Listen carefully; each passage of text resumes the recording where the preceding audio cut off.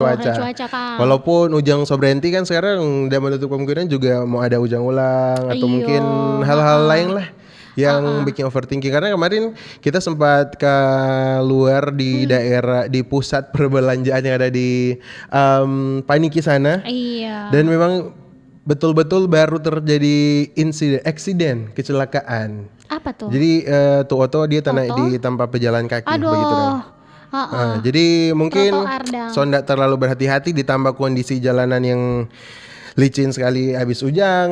Jadi betul. tetap fokus sama teman berdua yang ada berkendara melakukan aktivitas apa saja. Karena di siang ini. itu juga bukan cuma terjadi for orang tua.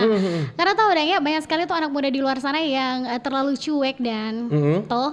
Jadi dong kadang-kadang biar cukup yang penting tuh cepat sampai. Iyo. Tanpa memikirkan ngapain keselamatan diri deng orang lain leh. Lain kali sudah pakai sabuk pengaman. Betul sekali. Jadi kan jadi salah satu hal yang cukup sering terjadi kalau misalnya orang apalagi anak muda khususnya bawa oto dan pikir cuma dekat kok, apalagi anak muda yang bawa motor cuma dekat kok sudah coba pakai helm. Kadang orang pikir kalau pakai helm kok tapi rambut yang so pakai pomade sebagai pomade so catok. Sudah sebenarnya sih gaya itu nasi nomor kesekian kayak betul, keselamatan kok utama, keselamatan yang utama.